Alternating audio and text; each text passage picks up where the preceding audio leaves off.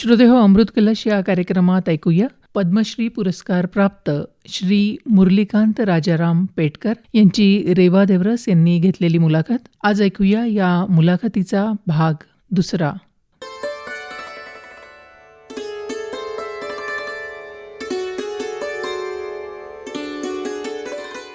Sir, स्विमिंगमध्ये जसं तुम्ही राष्ट्रीय आणि आंतरराष्ट्रीय पातळीवर बरेचसे मेडल्स मिळवलेले आहे, पण त्याबरोबरच गोळाफेक, थाळीफेक, भालाफेक, वेटलिफ्टिंग आणि टेबल टेनिस, धनुर्विद्या याच्यातही भरपूर यश संपादन केलं.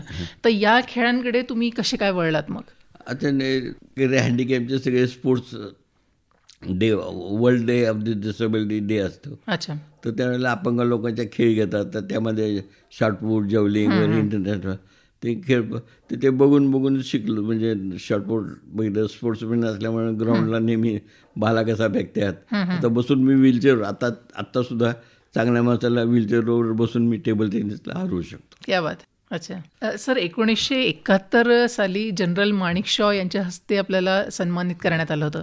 तर त्या अनुभवाबद्दल काय सांगता येईल? अल्बम म्हणजे काय, ते मी त्या टायमाला 71ला पॅरालिम्पिक शो म्हणून क्वीन मेरी टेक्निकल स्कूल आहे. अच्छा. तर त्या विजिटला आले होते जनरल माणिक शॉ. तर त्या टायमाला त्यांनी बघितलं तर माझा रेकॉर्ड वगैरे सगळं काँग्रेस म्हणून. तर त्या टायमाला त्यांनी आपल्या स्वतःचं जवळचं एक इसको एक मेरे तरफ से मेडल दो. मग त्यावेळेला पॅरालिम्पिक शोमध्ये मला त्यांनी जनरल माणिक यांनी मेडल दिलं, सत्कार घेतला होता सगळ्या आर्मीच्या लोकांच्या पुढं. अच्छा. सर, आतापर्यंत आपण जपान, मॉस्को, इंग्लंड, जर्मनी, हाँगकाँग, कॅनडा, स्कॉटलँड अशा बऱ्याचशा देशात फिरलेले आहात. तर याच्यामधला एखादा रोमांचकारी अनुभव आपल्याला सांगता येईल का? रोमांचक अनुभव म्हणजे मी वेगवेगळ्या खेळासाठी आपण ज्यावेळेला 72 साली म्हणजे खेळायला तिथं स्पोर्ट्स माझे झाले, तर सगळ्यात आनंदाचा दिवस म्हणजे ज्यावेळेला म्हणजे जे पहिलं सुरूचं सगळ्यात आनंद काय झाला की मी भारताला पहिलं ऑलिम्पिकचं गेलो. जे फ्लॅग असं बँड ज्या फ्लॅग आपल्या वर जातात, इंडियाचा फ्लॅग हे जातात, दुसऱ्या नंबरचा तिसरा असं. तर त्या टायमाला इंडियाचा फ्लॅग वर 72 साली ज्यावेळेला वर्ल्ड रेकॉर्ड करून माझं जे फ्लॅग, तो हे फ्लॅग आहे ना वर चालला होता भारताचा. तर मी आर्मीचा जवान आणि माझ्या मनात एक आनंद एवढा होता की बस मी देशाचं नाव केलं, हे केलं आणि माझं रेकॉर्ड झालं, म्हणून त्यावेळेचा एक आनंद होता त्या. अच्छा. ज्यावेळेला जर्मनला खेळायला गेलो होतो बरं, तर त्या टायमाला माझं नाव पुकारलं. तर मला काय आपलं जागा सोडायची नाही म्हणून सरांनी मला शिकवलेलं होतं ना, आपली जागा स्विमिंग पूल आहे तिथे नाव पुकारते. तर माझं नाव तिथं स्विमिंग पूलवर पुकारलं. तर माझ्याबरोबर कोच, स्कॉट, हे कुछ मी आपले कपडे काढून बसलो. तर तेवढं तिथले सरदारजी लोक होते, त्या लोकांनी बघितलं आणि लगेच इंडिया इंडिया म्हणताना ते लोक बोलतात. मग त्या लोकांनी मला हिंदीमध्ये काय किती तुम्हाला कोच किती रे, क्या मालूम. ते कोच तिथं ते या बाथरूम म्हणून इकडे यायचं होतं, ते तिकडं फसून चुकून तिकडे राहिले. आणि त्या टायमाला माझी पहिली हिट झाली. तर मला जास्तीत जास्त सरदारजी लोकांनी म्हणजे ते भारताचा हे आहे म्हणजे त्या तिथं 7 राऊंड झाले होते. 7 राऊंडमध्ये माझा नेहमी पहिला नंबर होता आणि वर्ल्ड रेकॉर्ड. तर मला बाहेरच्या लोकांनी जास्त. सर, जागतिक विकलांग दिन दरवर्षी साजरा होतो आणि प्रत्येक वर्षीच्या स्पर्धेत तुम्ही सुवर्णपदक प्राप्त केलेलं आहे. तर त्याबद्दल काय सांगता येईल तुम्हाला? आता काय दरवर्षी गेममध्ये दरवर्षी प्रॅक्टिस वगैरे असायचे, सर्व्हिस करत चान्स मिळत होता. दरवर्षी शॉर्टपुट मला, कारण माझी थोडी आर्मी पर्सन असल्यामुळं मी थोडं स्ट्रॉंग होतो. बरोबर. आणि मला कोणाचं बॉदरिंग असं नव्हतं की कोणी हे जाय ते करा. आणि आपलं नेहमी शॉर्टपुट बाबा गेल्या टायमाला माझा किती गेलो बाबा 10 मीटर गेला आहे, या टायमाला थोडं वाढवून ठेवावं. अच्छा. असं नेहमी. आणि मला ते टेक्निक जमलं होतं. असं नेहमी टेक्निकमध्ये हे काम करत होतं. असं करत शॉर्टपुट, जॅव्हलिंग, आर्चरी असं योगा आर्चरीसुद्धा मला प्रॅक्टिस नव्हतं. ते ज्या वेळेला मी ह्याला होतो काश्मीरला, तर त्या टायमाला तिथले एअरोबोर्नचं ते असं युनिटमध्ये ते असं प्रॅक्टिस केलं होतं. तर ते मला नॅशनलला कामाला आलं. म्हणजे अजूनसुद्धा चांगल्या ह्याच्यात हे करून. बरं बरं. सर 1975 सालचा शिवछत्रपती अवॉर्ड मिळवणारे तुम्ही पहिले पॅराप्लेजिक खेळाडू होते. जी. तर याबद्दल काय सांगता येईल तुम्हाला? काही नाही, असं मी आर्मीमध्ये त्या टायमाला आर्मीमध्येच होतो. अचानक माझं नाव पुकारल्यानंतर मला छत्रपती अवॉर्ड मिळणार हे मला पण कल्पना, छत्रपती अवॉर्ड काय आहे हे मला पण माहिती नव्हतं. आणि डिक्लेअर झाल्यानंतर रेस्पेक्टेड मला गव्हर्नमेंटच्या ह्याच्यामध्ये हे छत्रपती मला खूप आनंद झाला. सर 20 मार्च 2018ला आपल्याला पद्मश्री अवॉर्डने सन्मानित करण्यात आलं. तर जेव्हा तुम्हाला कळलं की हा अवॉर्ड तुम्हाला मिळणार आहे त्यावेळेचं फिलिंग काय होतं? ॲक्च्युली 18 साली ज्याला 26 जानेवारीच्या पहिले एकदा, तर त्या टायमाला असं मनात विचार वगैरे काय नव्हतं. आणि मी कसं पूर्वी 1982 साली मला अर्जुन अवॉर्डसाठी रिकमेंडेशन करून तिकडं बोलवलं होतं की एशियन गेम होत्या 82 साली, तर तुला अवॉर्ड देता येणार नाही. वर्ल्ड रेकॉर्ड केलेलं आहे, मी भारतीय नागरिक आहे सगळे, आणि मला का नाही अपंग असलं म्हणून काय द्यायला पाहिजे. तर नाही म्हणून सांगितलं. मग मला टेबलावर हात मारून नाही, अभि मी कभी नाही केलो. आणि त्या दिवशी म्हणजे मिलिटरीचे ट्रक तुम्ही बघितलेत ना सर्व्हिसमध्ये करता, ते ट्रक बंद आलो आणि ते सगळं बंद केलं. आजपासून खेळ, आणि त्या दिवसापासून 82 मध्ये खेळ सोडले होते. आता तसं नाही. आता कसं गव्हर्नमेंटनी काय पॉईंट्स, आता पूर्ण भारतामध्ये पॉईंट्स, म्हणजे पॉईंट सिस्टममध्ये कसं तुम्हाला मोबाईलवर तुमचं नाव द्या, ह्यांना पद्मश्री द्यायची का नाही द्यायची. तर संपूर्ण भारतातले 130 करोड लोक आहेत, त्यांना मेसेज जातो ऑनलाईन, आणि त्याच्यावर तुम्हाला डिटेल करतात. ते गव्हर्नमेंटनी एक अशी टीम काढलेली की म्हणजे कोणाला असं भाईबंदी नाही झाली पाहिजे, काय नाही पाहिजे. आता माझ्या वेळेला ज्याला मला पद्मश्री मिळेल, माझे दोन्ही 2 नंबरला होता आणि मला 1 नंबरला असं होतं. हां. आणि दुसरी गोष्ट कसं, मी खेळ सगळे हे सगळे कसं आर्मी थ्रू झाले, म्हणून मला महाराष्ट्रामध्ये कोणी ओळखत नाही. त्याचं रिझन असं की तेलंगाकडून मी कसं सिकंदराबादला असेल ना, तेलंगाकडून मला पद्मश्री हे डिक्लेअर झालं आणि हे केलं. कारण महाराष्ट्र गव्हर्नमेंट मराठा आहे म्हटल्यानंतर ते म्हणायचे हा यांनी तिकडून खेळ असं करत माझं म्हणजे पॉईंट हे केलं. आता माझं तुम्ही दिल्लीला गेला, दिल्लीला हरियाणा हे तिकडे पंजाब संपूर्ण माझं तिकडे हे, तुम्ही मद्रास बेंगलोर सगळीकडे गेलं तर सगळे मला छोटू टायगर म्हणून सगळे ओळखतात.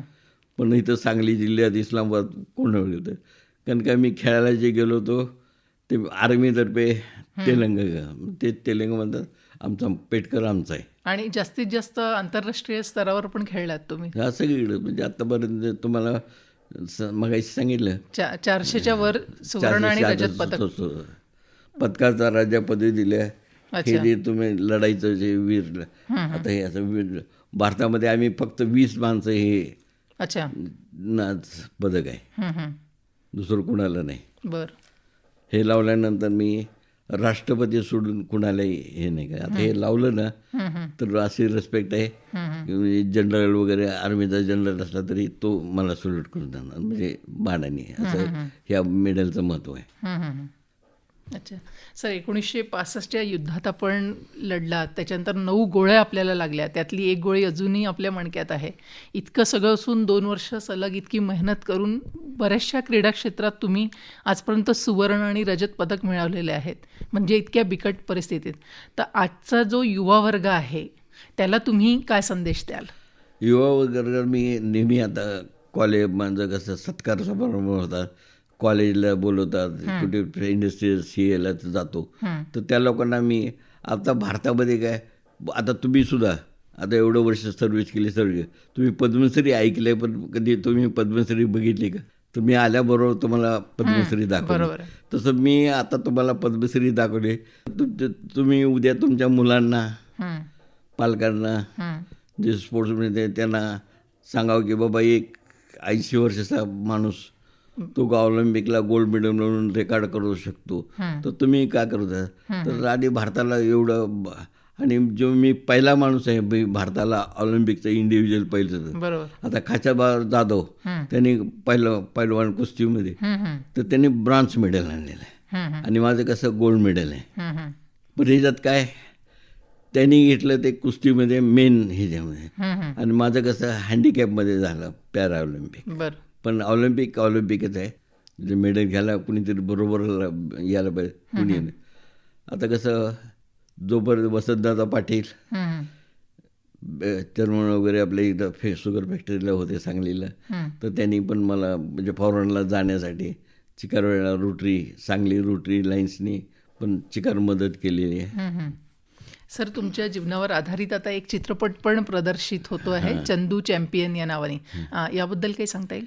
चंदू चॅम्पियन हे पिक्चर कार्तिक आर्यन आता करतोय. आता तो करतोय. आणि कबीर खान जो चंदू आपले भाईजान वगैरे जे पिक्चर बजरंगी भाईजान, 83 वर्ल्ड कप, तर त्यांचे जे डायरेक्टर आहे त्या लोकांनी हे जे सगळे मोठे मोठे डायरेक्टर वगैरे सांगितले की आपल्या हँडिकॅप जगातला पहिला आपला भारताचा ऑलिम्पिकचा गोल्ड मेडलिस्ट मल्लिकार्जुन पेटकर यांना आपण सगळ्यात मोठं जगातलं मोठं टॉप फिल्म बनवायचं, त्या कारणाला ह्यांचा पिक्चर बनवतं. तर कबीर खान म्हणला मी बनवणार. आता तुर्कीचे जे राष्ट्रपती आहेत ते म्हणाले ह्याला जी काही मदत लागेल असं करायचं. मग अक्षय कुमार म्हणजे हे सगळे आमिर खान हे सगळे लोक मोठे मोठे डायरेक्टर वगैरे, तर त्या लोकांनी सगळे ह्याला काय तर त्या नाही तर कबीर खान म्हणला मी एकटा म्हणून नाही. तर जगातल्या जे स्पोर्ट्स असोसिएशन आहे इंटरनॅशनल, त्या स्पोर्ट्स इंटरनॅशनल कमिटीने 200 करोड रुपये देऊन जगातला सगळ्यात माझा जो फिल्म आहे कबीर खान बनवणार आहे तर 200 करोड रुपयेचा फिल्म बनवणार. आणि कार्तिक आर्यन, श्रद्धा कपूर आणि चांगले लोक होते. आणि ही प्रॅक्टिस जी म्हणजे मी कसं स्विमिंग करतोय तर माझी डिक्टोक ॲक्टिंग ह्यानी केलेली कार्तिक ते तुम्ही जरूर बघावे. बिलकुल. या चित्रपटासाठी आपल्याला खूप खूप शुभेच्छा सर. मला जाता जाता अजून एक महत्त्वाचा प्रश्न असा विचारायचा आहे की आज तुम्ही इतके सारे पदकं मिळवलेले आहेत, आपलं गोल्ड झालं, सिल्वर झालं, या सगळ्यांमागे तुमच्या कुटुंबाचं काय स्थान आहे? त्यांच्याकडनं तुम्हाला कसा काय पाठिंबा मिळाला? नाही, आता बघा माझे वडील पण सांगली जिल्ह्याचे स्वातंत्र्य सैनिक होते. ते पण एक स्वातंत्र्य सैनिक, एक वीर, सांगली जिल्ह्यात एक वीर स्वातंत्र्य सैनिकाचे वीर ही पदवी आहे. इस्लामपूर नगरपालिकेमध्ये माझं वडिलांचं म्हणजे नगरपालिकेच्या जे ह्याच्यावर नाव आहे. म्हणजे माझे वडील पण स्वातंत्र्य सैनिक होते. मी हे होतो, माझे बंधू इन्स्पेक्टर वगैरे आहेत. त्यांनी पण सगळ्यांनी म्हणजे देशासाठी सगळीकडे काम चांगलं केलेलं आहे. आणि आमची इच्छा आहे की जसं आता मी ऑलिम्पिकला वर्ल्ड रेकॉर्ड करून मला आता आणून माझी इच्छा काय सगळ्या मुलांना पद्मश्री, अर्जुन अवॉर्ड कसं असतं हे सगळ्यांना दाखवलं. तसं मी इस्लामपूरला पुण्याला म्युझियम काढलेलं आहे की सगळ्यांना मूड कसं तर लोकांना बघायला हे केलेलं आहे. आणि बऱ्याच स्पोर्ट्सला आणि माझं कसं गव्हर्नमेंटच्या ह्याच्यात काम करत होतं कारण मला प्रत्यक्ष स्पोर्ट्समॅनला काय जरूरत आहे काय हे मला माहिती आहे. तर मी ते गव्हर्नमेंटला आता पहिलं आपल्या महाराष्ट्र स्टेटला खेळ वगैरे व्हायचे बघा, प्राधिकरण खेलो इंडिया वगैरे, तर त्या प्लेयर लोकांना आता मला पण दिल्लीला जायचं, रेल्वेचं कन्सेशन तिकीट मागा, हे मागा करून असं करून जायचं. पण आता ती परिस्थिती मी म्हणजे गव्हर्नमेंटच्या डायरेक्ट बोर्डवर असल्यामुळं लोकांना जे बसनी वगैरे पडत, तर आता मी एअर इंडियाने आपल्या भारतातले जे सगळे स्पोर्ट्समॅन ह्या गावाहून त्या गावाला खेळायला जाण्यासाठी एअर इंडियाचं मी चालू केलं. अरे वा. जगात ज्यावेळेला मी तुम्हाला सांगितलं कॉन्सेशन झालो म्हणजे मला गोळ्या लागल्या, मला 2-2.5-3 वर्ष मी कामात होतो. उठल्यानंतर एक दिवशी काय झालं की आता मी मिलिटरी हॉस्पिटल पाहिलं असतील, मोठे मोठे हॉल असतात, त्यात मोठे मोठे बेड लागलेले असतात. तर एका बेडवर मी असं झोपून होतो आणि एक जनरल थापर म्हणून इन्स्पेक्शनला आले होते. तर आणि त्या टायमाला असं ते नर्सिंग असिस्टंट असं बेडशीट ठीक करताना असं वडताना खाली असं डोक्यावर, त्या मला डोक्याला मार लागला आणि त्या टायमाला मी होश आला की मी कुठे असं बघता थोडं सगळं नवीनच वाटलं. त्या टायमाला लढाईमध्ये गोळी लागून हे त्या तेव्हाचा टायमात ते आतापर्यंतचा काळ. हां, ते काहीच माहीत. आणि ज्यावेळेला बघितलं तर इन्स्पेक्टर म्हणजे जनरल वगैरे सगळे मोठ्या मोठ्या इन्स्पेक्शनला येतं. तर त्याच टायमाला ते काही त्यासाठी आले होते की बेडनं जेवढं खाली पडलो तर त्या डोळ्यातनं असं दिसायला लागलं की मी कुठंतरी मला पाकिस्तानच्या लोकांनी बंदी करून त्यांच्या कैदेत आहे असं वाटलं. कैद आहे आणि आता हे लोक मला पकडून मारणार हा विचार. तर माझ्या जवळ जनरल आले, जवानचं काम काय आहे, एकला मारा नंतर मारा, बरोबर. असं करून त्या जनरलला ज्यावेळेला हे केलं तर ते लोक तर म्हणलं इंडियन आहे, ठीक आहे इंडियन आहे, लेकिन आप आई कार्ड बताओ. ओके. तर त्या टायमाला तो म्हणलं माझ्याकडे आई कार्ड नाही. मग तुमच्या असिस्टंटला सांगा वाटलं. आणि त्यांनी हे केलं की मी त्याला असं दाबायचं की नाही असं. तर तिथं जे त्याच्याबरोबर जे बॉडीगार्ड वगैरे होते तर त्यावर कुणाकडे आई कार्ड नव्हतं. तो पण घाबरला होता. आता मी जर थोडं दाबलं की म्हणलं काही एक असं सिस्टम आहे की असं गळ्याला इथं दाबलं की सगळं बंद होतं, अनकॉन्शियस होऊन जातं. अनकॉन्शियस नाही, एक साईड जातेच. अच्छा, ओके. तो जनरल घाबरला ते सोडवलं नाही. तर तेवढ्यात एक इंडियन आर्मीची नर्स झाली होती. नर्सनं विचारली, मी विचारलं आप किधर से है, तर मैं इंडियन आर्मी से, तो आपका क्या प्रूफ है, मेरा बेबी उधर है, ते बोलले आणून दाखव म्हणलं. मग ते मॅडम गेली, त्याने आणून मला तिचं ते आय कार्ड दाखवलं. आणि मग त्यावेळेला मग विश्वास पडला. तोपर्यंत ते मला वरनं काठीनं बंदुकीने सारखं मारायचं चालूच होतं. हे डोक्याला सगळ्या जखम आहेत, अरे हे डोळं वगैरे सगळं मारलं. तर मी घाबरलो नाही तसं. ज्यावेळेला मग ते बाई हे म्हणजे आयडेंटिटी मला पटली इंडियन आर्मी, आणि मी ते वाचलं इंडियन आर्मी नर्सचं दवाखान्याचं. जनरल म्हणलं सर मैंने आपको दबाया मारा इसलिए डाला क्योंकि मैं सोचा था आप पाकिस्तान से हैं और ऐसा ऐसा मेरा हो गया, मैं अभी आपको छोड़ रहा हूँ, तो क्या गलती है मेरा, नहीं मुझे मालूम नहीं, आप क्या करना है करो. अच्छा. तुम्ही असं सोडल्यानंतर मला लगेच मारलं. तर ते जनरल म्हणजे खबरदार इसको कोई नहीं मारेगा. मला विचारलं म्हणजे पूर्व माझी स्टोरी वगैरे त्यांनी विचारलं. तर गव्हर्नमेंटनी आणि ह्याने सगळ्यांनी हे केलं. बाकी ऑफिसर म्हणलं ह्याला हे करा, नाही म्हणला हे जवान. मग त्या पूर्वी तुमच्या आर्मीमध्ये असं कुठं कार्ड आय कार्ड होते का? आता भारतामध्ये सगळीकडे आय कार्ड आहे, बरोबर. त्या दिवसापासून आय कार्ड म्हणजे आर्मीमध्ये वगैरे तर आय कार्ड आहे ना ते असं, ते या आय कार्डच्या पाठीमागं माझं नाव असतं MRP. तर गव्हर्नमेंट ऑफ इंडियामध्ये ID कार्ड ते चालू झालं ते माझ्यामुळं. अच्छा. पूर्वी नव्हतं. म्हणजे भारतीय सैन्य दलात. हां, भारतीय सैन्य दला प्रायव्हेटमध्ये सुद्धा तो कुणाकडे होता आय कार्ड. तो आता पूर्वी 10-15 वर्षापूर्वी तुम्ही बघितलं होतं आय कार्ड. आता आय कार्ड ते माझ्या ह्यानं चालू. बरोबर. सर, 1965 युद्ध, त्याच्यानंतरचं तुमचं जखमी होणं, त्याच्यानंतर त्याच्यातनं सावरणं आणि भारतासाठी पॅराऑलिम्पिकमध्ये पहिलं सुवर्णपदक प्राप्त करणं, त्याच्यानंतर 2018ला तुम्हाला पद्मश्रींनी पण सन्मानित करण्यात आलं. एवढं मोठं कर्तृत्व. आज आपण इथे आलात सर, आमच्या सगळ्या श्रोत्यांशी संवाद साधला, त्यांनी आपलं सगळं बोलणं ऐकलं आणि नवयुवकांना जे तुम्ही सल्ला दिला त्याचा त्यांना नक्कीच फायदा होईल आणि ते काहीतरी आयुष्यात चांगलं नक्कीच करतील याचा मला विश्वास आहे. आपण इथे आलात सर, याच्यासाठी आकाशवाणी सांगली केंद्रातर्फे मी आपले आभार मानते. धन्यवाद. आता मला असं बोलायचं की मला उलटा सगळ्यात जास्त आनंद सांगली केदारनाथ जे मला इथं बोलवलं.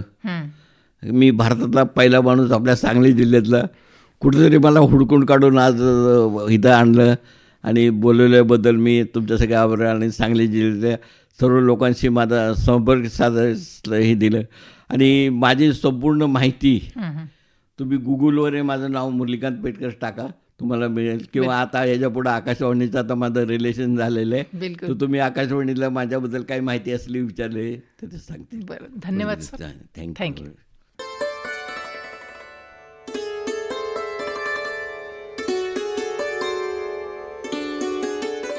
श्रोते हो, आत्ताच आपण अमृत कलश या कार्यक्रमात पद्मश्री पुरस्कारप्राप्त श्री मुरलीकांत राजाराम पेटकर यांची रेवा देवरस यांनी घेतलेली मुलाखत ऐकलीत.